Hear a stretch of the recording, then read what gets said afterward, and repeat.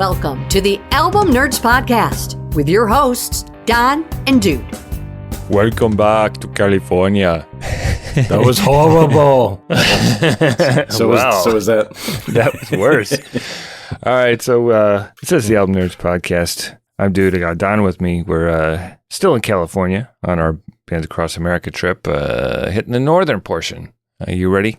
Right. This is our 300th episode, by the way. I don't know if... Oh, yeah. It's off to a great start. Woohoo. 300. No way. Yes way. So this is, of course, the Album Nerds Podcast. We love albums, the album format, finding all kinds of ways to talk about them and hoping to bring some great albums to our listeners' lives. We have a great show for you today. As I mentioned, we're going to be continuing our Bands Across America summer tour in Northern California. So we'll each be presenting an album from a band or artist from that region. As always, Don's going to ask us a deep question. Then we'll have some shout-outs to some other albums and album-related items we're digging, new releases, etc. And then we'll spin that wheel of musical discovery to learn where we'll be going on our next episode. But until then, we're staying here in Northern California. Road trip! That's what I'm talking about! Music pulses through Northern California, with San Francisco and Oakland standing as dynamic, creative hubs. Iconic venues and legendary clubs fuel a rich tradition that spans jazz, blues, folk, rock, and more.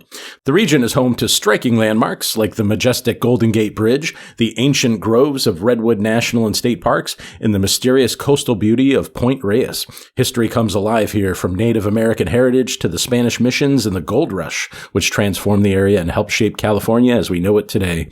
These cultural pillars and unforgettable sites make Northern California an endlessly inspiring destination for music lovers and explorers alike. Yeah. Wow. I want to go. I don't need to. You just gave me the whole thing. I pictured it in my mind.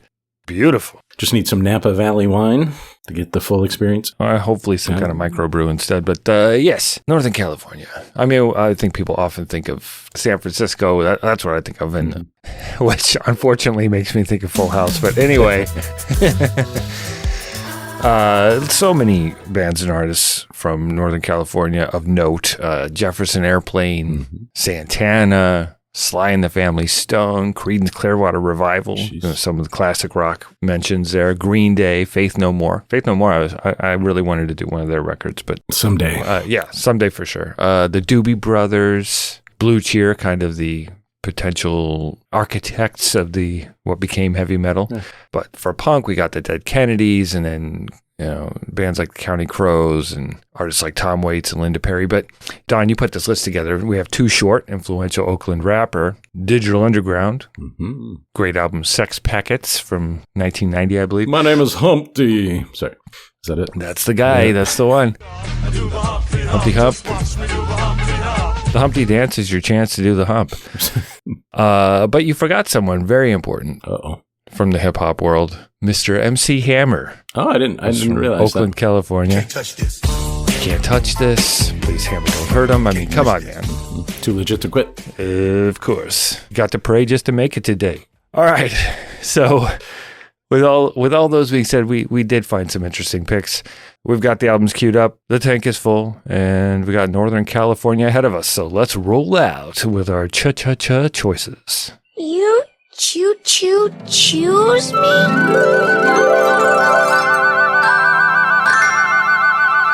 Right, our journey to Northern California starts in San Francisco I picture the Haight-Ashbury district. I love Ashbury. Could you explain this? That's my favorite flavor of Snapple. It's a streets, right? Yeah. 2 streets? Yes. Yeah, so those 2 streets is where you had the big hippie collective going on. So the Grateful Dead came out with an album in June 1970 called Workingman's Dead. It's their 4th studio album. They were actually formed in Palo Alto, California in 1965. You've got Jerry Garcia, guitarist and vocalist, plays a lot pedal steel guitar on this album, banjo, Bob Weir, guitar and vocals, Phil Lesh, bass and vocals, Ron Pigpen McKernan on keyboards and harmonica, Bill Krutzman on drums, and Mickey Hart on drums.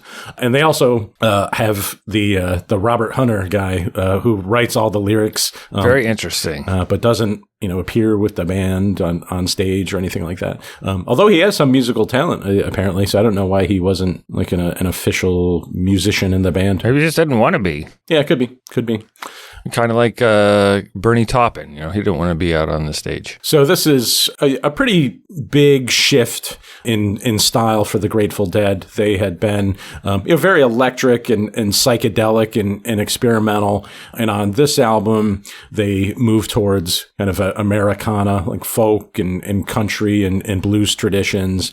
I suppose they were influenced by the Bakersfield sound, which was kind of a reaction against that polished Nashville country sound of the era. It's interesting because I think of them as more like this sound. I have listened to the earlier stuff. I'm sure Deadheads love that early stuff, but to me, this is where it really begins. Yeah, and it doesn't have long jam sessions or anything.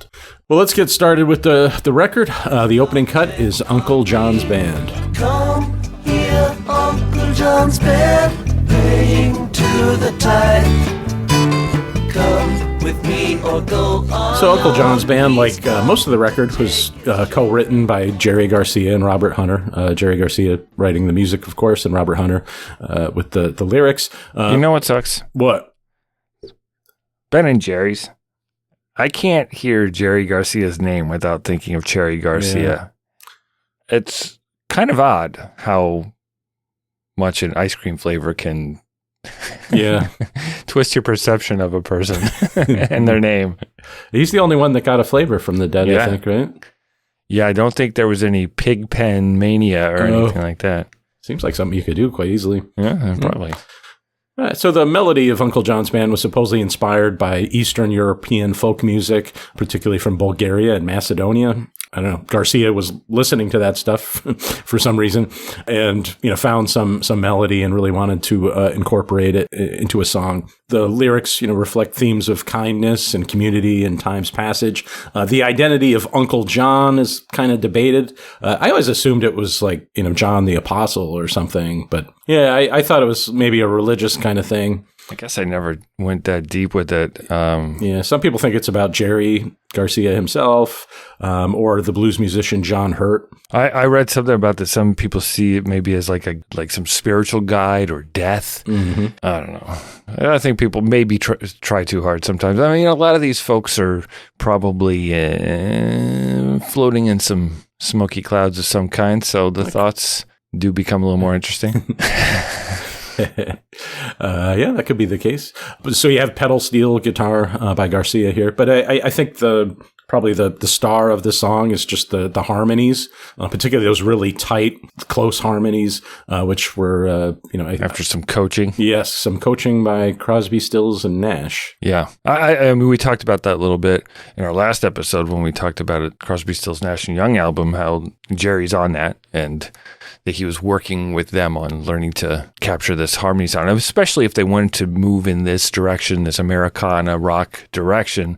And who better to go to than Crosby, Stills, and Nash to figure out how to get those smooth harmonies? They sound a little bit country, but a little bit rock and roll at the same time. Yeah. All right, well, let's hear some more from the album. Here's Black Peter. I find myself alive tomorrow. So that's another one written by Jerry Garcia and Robert Hunter. Probably I'm pretty sure it's the longest track on the album. Starts pretty quiet.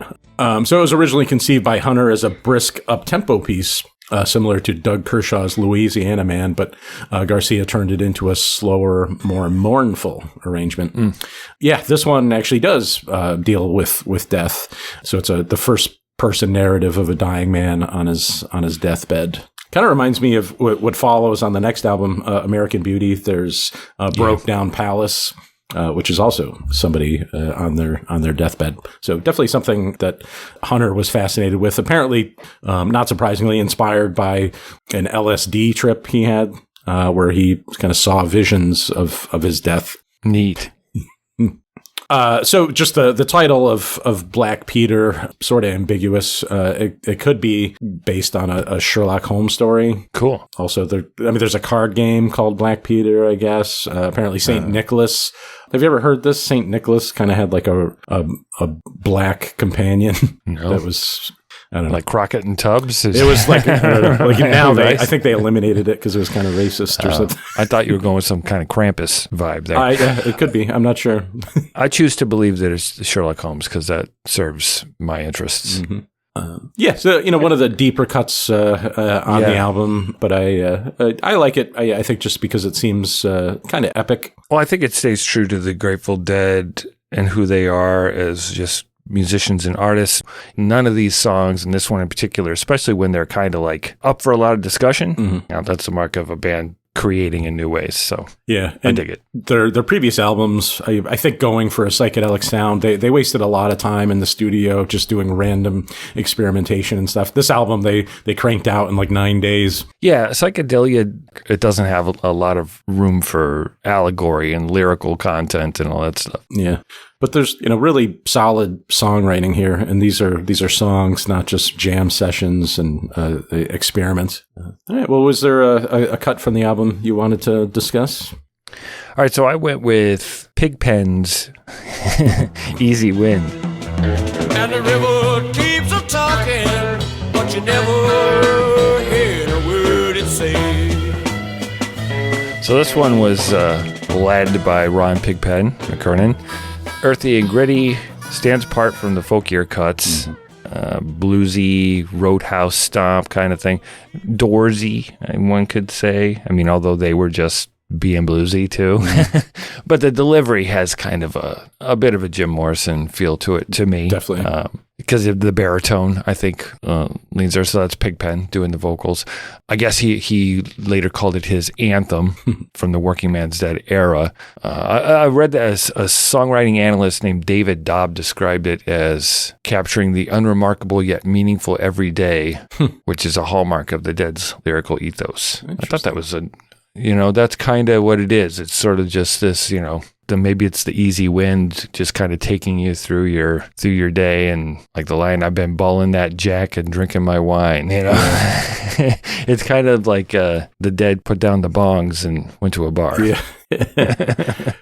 Even though it's kind of a simple blues cut, the instrumentation is pretty elaborate. It's jammy too. Yes. I think it kind of feels a little bit more like what those long interludes you might have at a live Dead show. And this is one where you can really tell that there's two drummers. Yeah. And one thing I noticed when I listen to Dead songs more closely, just the bass lines are pretty unpredictable. Phil Lesh is pretty innovative. I don't know. I mean, if you ever try playing bass and, following root notes and stuff like that, Phil Lesh is a challenge to emulate. I think unpredictable is kind of why they became what they became as far as a road band goes. And it's going to come through on the recorded albums to some extent, but it can't be captured as much as in the live experience. But the fact that it's recognizable even on their produced albums just indicates how much a part of their DNA that is. They just can't help it. True. All right, well, let's get to the closing cut. This is one you've probably heard. Casey Jones. Driving that train, high on cocaine. Casey Jones, you better watch your speed. Trouble ahead. I didn't hear this song until I was in high school in an art class where we were allowed to bring in our own music that we wanted to play. Students got to take turns, and there were a lot of hippie nouveau kids in my art classes, and this was one of the ones, and I was like, did you just say cocaine? Yeah. Yeah, I remember being quite surprised by that as well. So Casey Jones was, again, written by Garcia and Hunter. So it's based on a traditional folk song called The Ballad of Casey Jones, about a real railroad engineer. Yes. But, the story is a little bit different. Seems like it's an engineer, that's really coked up. Garcia described it as a a pretty good musical picture of what cocaine is like, a little bit evil and hard-edged. One of the few electric moments on the album, less acoustic instrumentation on this one. Yeah, I wondered if the Casey Jones "You Better Watch Your Speed" line, isn't there a thing like a speedball where it's cocaine and that sounds speed familiar. mix? I mean, we're not we're not drug aficionados here, sorry folks, but I that's what I think it's cocaine and some amphetamine or something like that. So maybe that's very a possible. reference. I don't know. Yeah. But yeah, I just picture an engineer that just really, really wants to go fast because. Yeah, I think there's more trouble ahead than behind for old Casey here, but. So it is kind of I guess you could argue it's an anti-drug song because I think it is about impending disaster that's going to come from it. Yeah, and how addiction can distort perceptions and judgment, like fundamentally, not just in the moment of being high, but subsequently when you're not, like you see the world differently, you make decisions you would have never done so that you can get on that next train. All right, well, let's rewind and reflect on Workingman's Dead. Okay, well, I'll start with my clickbait headline. Grateful Dead drives train through roots of American country and folk. So, yeah, I mean, that's the overall vibe of this album, which, as I said, is pretty different from their previous efforts. So, this is, not only is it a kind of a journey through kind of early American music, but it's really song-based. These are all, solidly written, kind of traditional songs. I mean, they do a great job at it. You might just think of Grateful Dead as a jam band. Right. But this, I think, sort of proved that, hey, they can be a studio band as well. Yeah.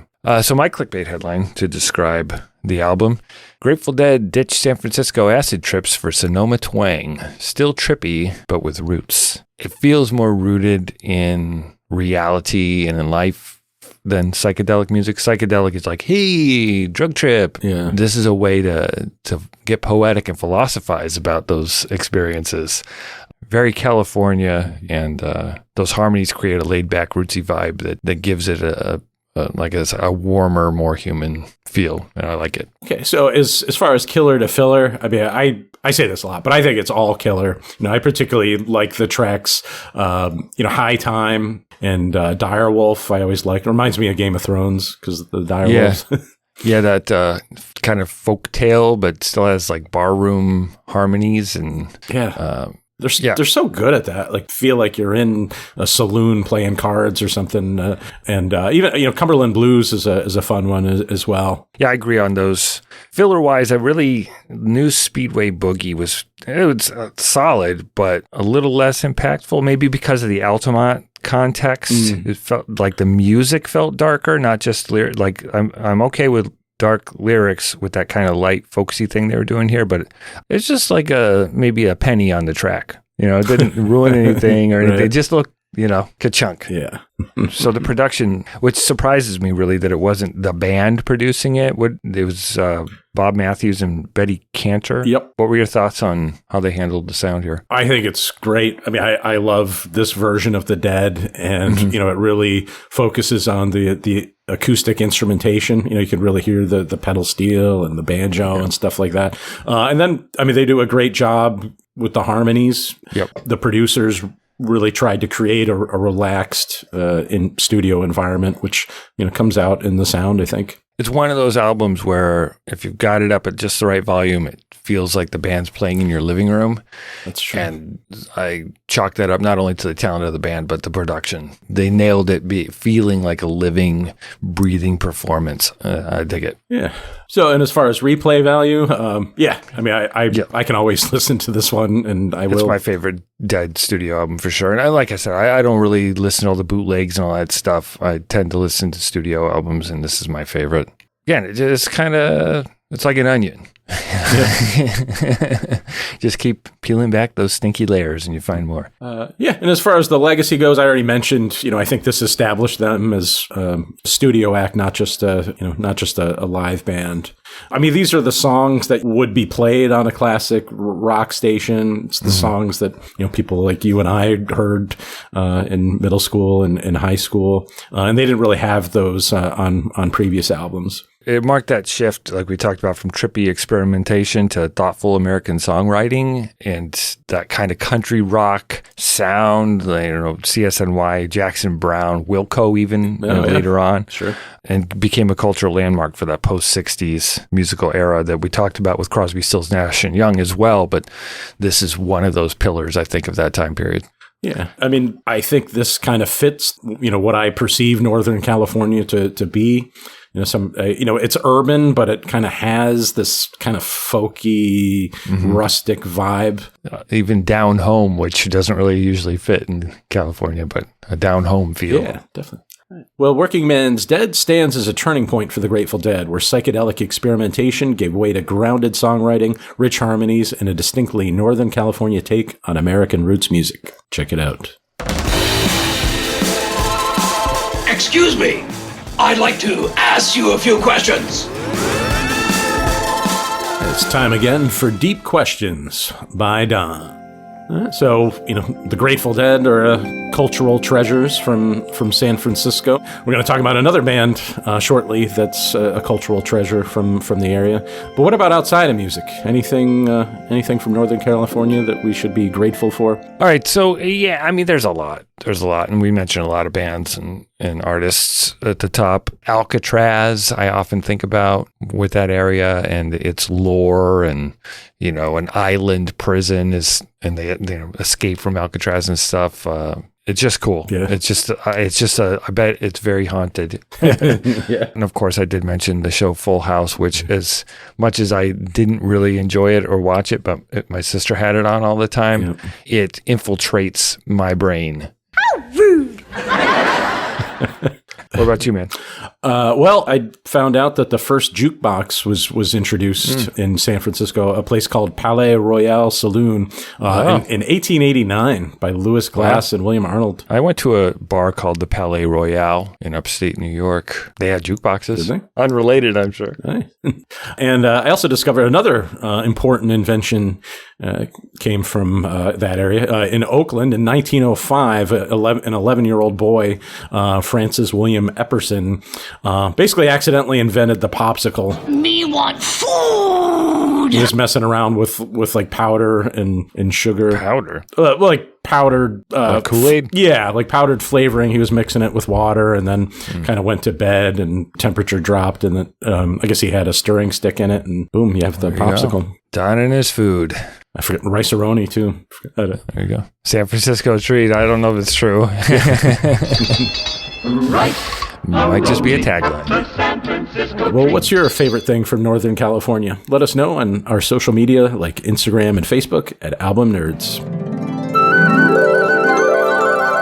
One band we didn't mention at the top was Metallica. Oh, yes. Which would have been my absolute first choice, but we've done so many Metallica albums. And it's so on brand for me. So I decided to go a little different direction, go back a little further into the 80s, and some of the big boys of the time, Journey, formed in San Francisco in 1973 by ex-Santana and Frumious Bandersnatch members.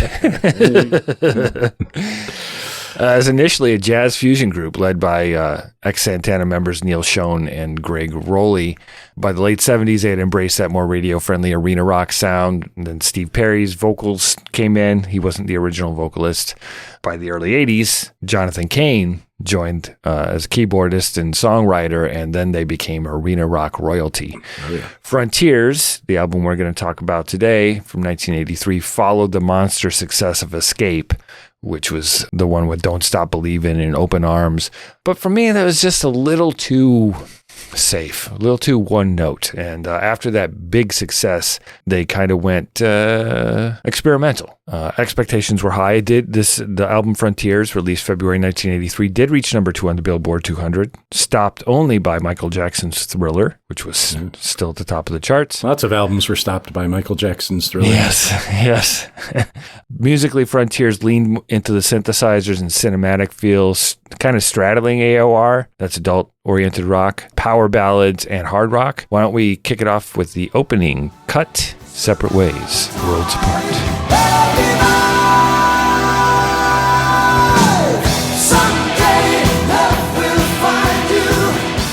So that was the lead single written by Steve Perry and Jonathan Cain during their 1982 Escape tour. It was inspired by some of the other band members' divorces, and the song explores heartbreak and hope. Lots of synthesizer riffs from Cain, good heavy guitar from Neil Schon, who's a guitar hero. I mean, his work with Santana as like a teenager was amazing.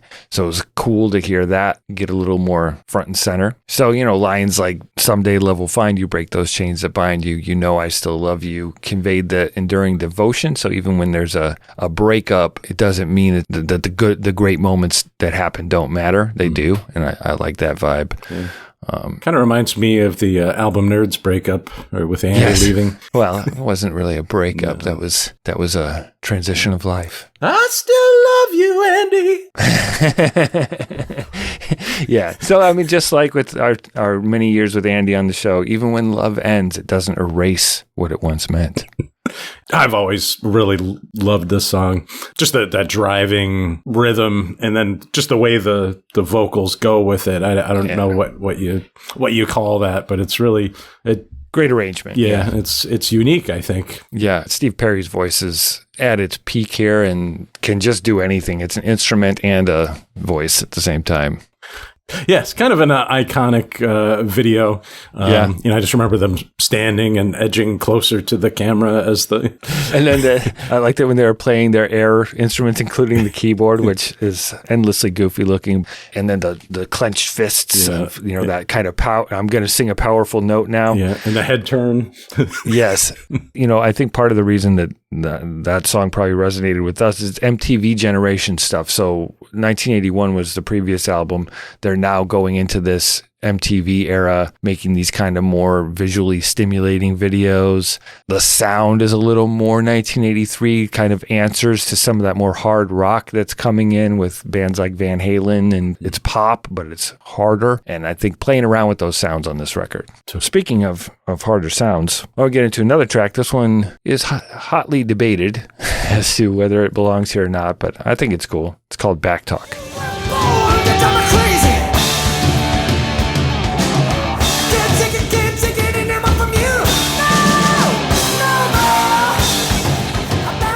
How many of you like to drink alcohol? Hello, San Francisco. Yeah, Van Halen called.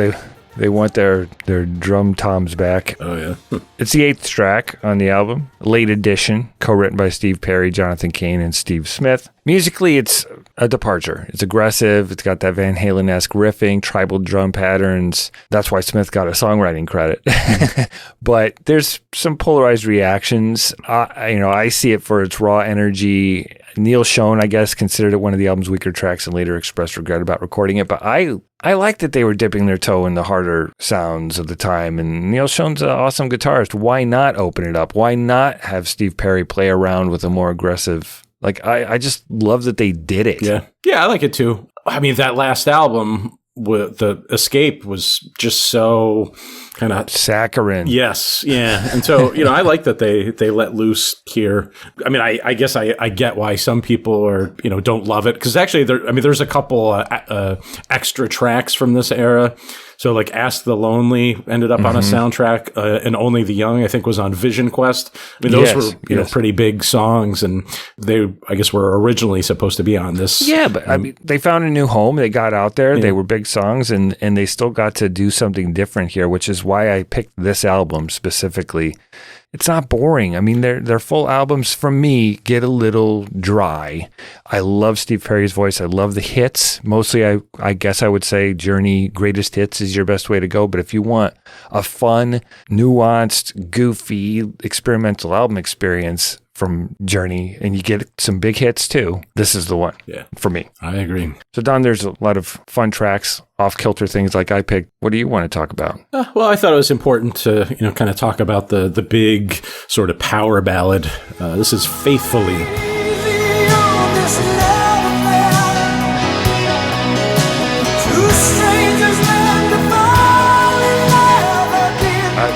That's what they're best at. Yeah, that's good. It's awesome. So this comes from the mind of keyboardist Jonathan Cain. You can kind of tell the Jonathan Cain songs. They're often the biggest. Yeah. I guess Jonathan Cain on the previous tour, they were heading to Saratoga Springs, New York, on the tour bus. The phrase highway run into the midnight sun, got in his head. It's a good one. And then the melody, I guess, came to him in a dream. And supposedly the next morning he wrote the song in 30 minutes, which is pretty impressive. For a big epic power ballad like this, it's interesting that there's no real chorus to the song. It doesn't have a traditional structure. Just the word faithfully is the chorus. Yes, that's true. But it's such a big song. And I guess it reminds me of Open Arms a little bit, but I think it's a lot better. Even if the lyrics are kind of corny. I agree. I like it better than Open Arms. I also like its context here too. I think it's great to get one of these in, but it's not this and then a similar song and then a similar song and then a similar song. This, I love how much this stands out and stands on its own on this album. It's a typical I'm Coming Home, Motley Crue's Home Sweet Home. I mean, there's a lot of bands, these road songs where it's like, I can't wait to get home, and how hard it is to maintain relationships while touring. Cain said something about it being anointed and supernatural, that it came to him in such a short time, and true inspiration. Yeah. And then, that might sound a little corny, but when songwriters really feel that, I'll buy it. Yeah. Because I want to. Sure. Yeah, Steve Perry really shines on this song. But also, there's just like cool guitar lines in it that kind of frame the song. It's really, really well done. The guitar got to play around on this album, and even on this song, I feel like it's a little more playful than in some of the other ballads over the years. So closing out the album is a track called Rubicon.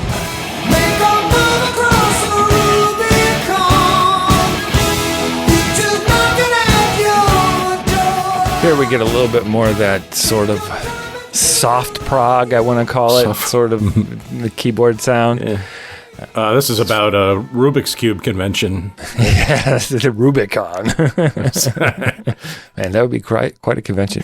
The title and refrain, Make a Move Across the Rubicon, I guess a reference to Julius Caesar's irreversible crossing of the Rubicon River, symbolizing a decisive moment, no return. This is it. Seize the day, seize your destiny, all that, those kind of themes. Pretty Journey-y. Mm-hmm. I thought it was a good closer. What are your thoughts on this one, Don? Yeah, I like it.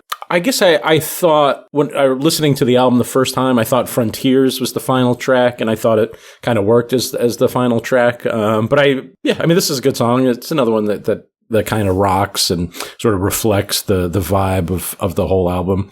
I'm probably reading too much into the group dynamics, but I wonder if maybe it's Steve Perry kind of, thinking about, going off in other directions. This was they did have one more big album with Steve Perry, but I feel like this is kind of the peak or the end where things end. Wasn't the big one after he did a solo record though? Yeah. Okay. So he did a solo album. Yeah. And then they did one more. Yeah. Okay. Well, we've discussed 4 of the tracks on the album. Why don't we rewind and reflect on the album as a whole? I'll kick this reflection off with my clickbait headline to describe the album. After Escape, Journey hit the studio with a plan. Keep the hits, twist the sound, enter frontiers. Built on synths, swagger, and studio ambition. Yes, that says it all. Pretty much, yeah. I love the experimentation. I love the hard rock edges that they attempt. Not all wins, but it's a success just because it's like, why the hell not? They were at the top of their game. Let's see if we can live in this new world of rock pop sound and see what we can get away with. I like it. Yeah. My clickbait headline is Stadium Rock Behemoths Go Bigger and Louder. Same idea. Not said quite as well, but yeah.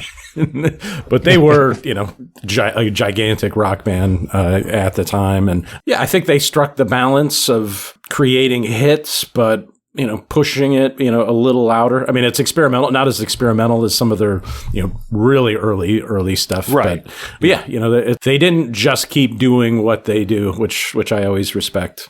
As far as killers and fillers, for me, it's mostly killers, but in the scope of Journey's best songs, it probably isn't. But I enjoyed all the tracks, even the weird ones.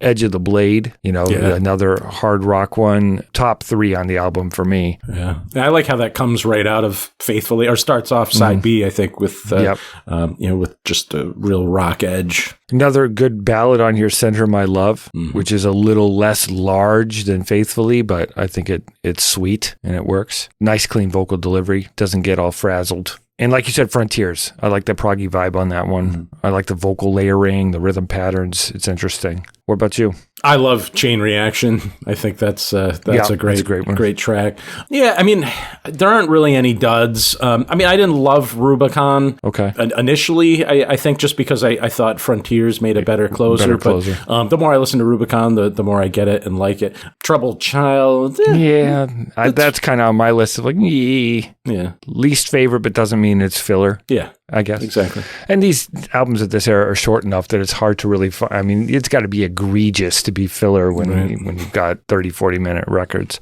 Yeah, so what are your thoughts on the production on this record? Yeah, so Mike Stone and Kevin Elson were producers on this. I think they brought that kind of arena-size sound to it, but the experimentations help to break that up. So it feels maybe more like being at a concert because they're playing wackier songs than you'd expect. But super slick, early 80s production, really glossy, but they really handle Steve Perry's voice really well. And I know it must have been a challenge on Backtalk because that's not his typical delivery style. So yeah, I thought it was good production. Yeah, and this is an era where you're sort of transitioning from analog to digital. So apparently they were using both approaches at the time. Okay.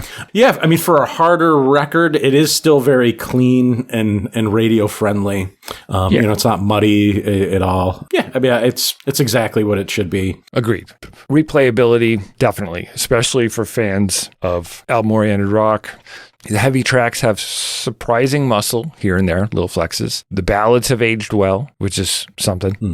And it's a Journey album that rewards both casual listeners and deep cut diggers, which I think we are. Yeah, when you initially mentioned you were going to do a Journey album, I kind of assumed you were going to do Escape. So I did too. I spent some time with that one. I was lukewarm on it, and then you said you were doing Frontiers, and so just listening to that, it was like, wow.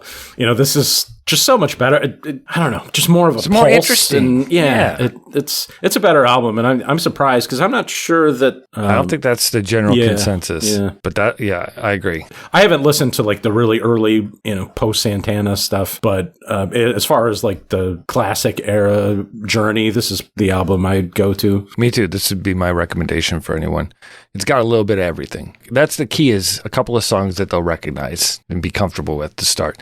So as far as the legacy goes, I mean, Journey is San Francisco rock in the 1980s, formed in Santana's shadow. This one showcases their peak moment, combining the pop appeal with instrumental chops. And I think, bands like Starship, that had come from Jefferson Airplane, I think they read Journey's playbook for their success through the 80s. It's very much based on this kind of style of what San Francisco rock sounded like, in the early 80s. That's a good point. It's a bit of a stretch, but I was reading that, sort of reflects Northern California's like balance of sort of vibrant art, but also technology, because of Silicon Valley. True. And I guess, Journey was kind of like that, or this album is kind of like that. Yeah, I was just pleasantly surprised by this album. And then the legacy gets stomped on by Metallica a few years later as they developed the new sound of the Bay Area. So yeah, it's flashy, it's fiery, and it's full of Northern California spirit. Frontiers is Journey pushing their sound to the edge. Not super edgy, but it's their edge. Check it out. Can you dig it? Can you dig it? Can you dig it? All right, so we've been on a week-long, psychedelic trip, maybe, through Northern California. Kinda. Yeah. But did you have a chance to dig anything else? It was a challenge. So I went to some familiar grounds. There's a new album from the band Bush called I Beat Loneliness that came out on July 18th, 2025. Bush formed in London in 1992. This is their 10th album, produced by Gavin Rossdale, who's the lead singer and I think maybe only original member, and also Eric Ron on production. This album addresses emotional isolation, mental health, features tracks like Scars, The Land of Milk and Honey, We're All the Same Inside. It's 12 tracks. Why don't we jump into the lead single, 60 Ways to Forget People.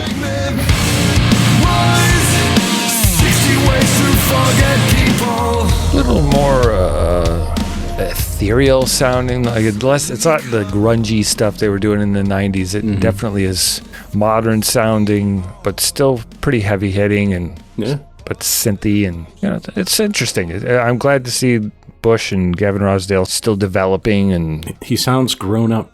Yeah, well, he is. The next up, I always try to pick something from my physical collection, whether it be vinyl or CDs, but I did finally find a reasonably priced copy, a gift from my wife, of Tears for Fears songs from the Big Chair. Of course, Tears for Fears, the British duo Roland Orzabal and Kurt Smith, released February 25th, 1985. So I got a 80s copy of it on vinyl. Features hits like Shout, Head Over Heels, and of course, Everybody Wants to Rule the World.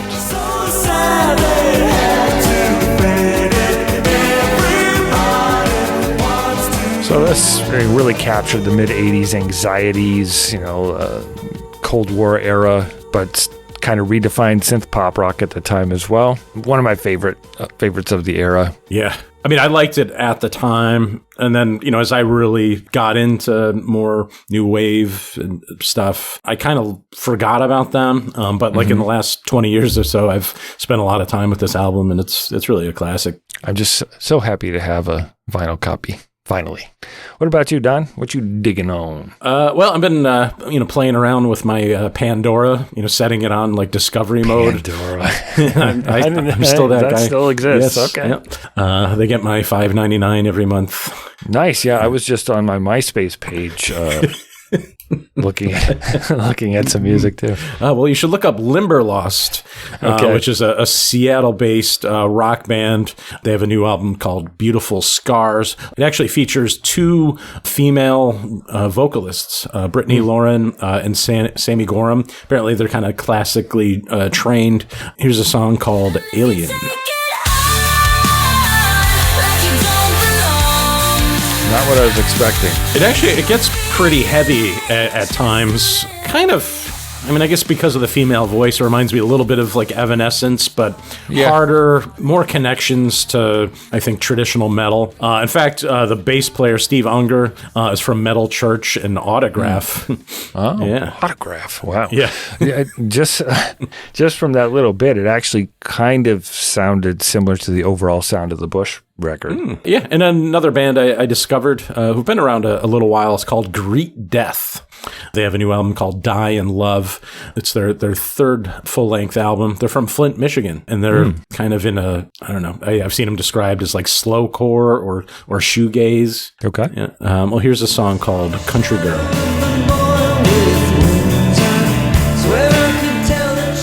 For some reason, that reminds me of Don't Give Up, it's just a reason. Yeah, and it's funny that you said that because apparently it's a more uplifting or positive album lyrically. Logan Gavall said, "If we're all going to die, might as well love someone before we do." There you go. Yeah, love one another. All right, so what are you digging? Let us know. Join us on the socials, Facebook, Instagram, Threads, and Blue Sky. And also, don't forget to check out some other cool music podcasts like Six Picks Music Club. Jeffro, Russ, and Dave each bring two unique songs to the table around a central theme each week. Or do they meet a theme? I don't remember. I think they meet a theme, yeah. But they've done themes like bromance, darkness, and drinking. So cool show. It's Six Picks Music Club, everywhere you find podcasts. It will be a discovery of extraordinary value. Here we are once again at that time on the show when I'm reminded of the words sung by the late, great Tony Bennett. I left my heart in San Francisco. High on a hill, it calls to me, to be where little cable cars climb halfway to the stars.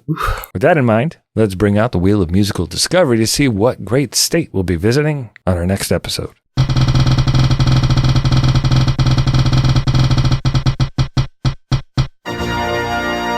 Next stop on your Bands Across America tour, Florida. From Latin pop and Southern soul to rock rebels and beachside vibes, you will be diving into albums that reflect the colorful, diverse soundscape of the Sunshine State. From coast to coast, headed all the way to the Sunshine State, Florida. Some people pronounce it Florida. They shouldn't. Well, yeah, there's plenty to pick from Florida. Country, rock, some Latin, hip-hop, some Cuban flavored stuff, some Miami Sound Machine. Maybe. You never know. It'll be interesting for sure. All right, well, what's your favorite record from Florida? What else are you listening to? Email us at podcast@albumnerds.com or follow us on Instagram and other social media at Album Nerds. And please visit albumnerds.com to listen to all 300 episodes. Ooh la la. We made it. And the best way to support the show is to share it. Please subscribe, rate, and review on your favorite podcast app. All right. Thank you once again for listening to the Album Nerds podcast. We will catch you next time in Florida. You say that the road ain't no place to start a podcast. I still got Andy on the brain. This is I'm dedicating it to him. Okay. You always start at the highest possible note instead of building up. And if he ever hurts you. That's really that's worse than usual. Yeah. Which is saying a lot. Maybe this is why Andy left the show. I'll see you next time.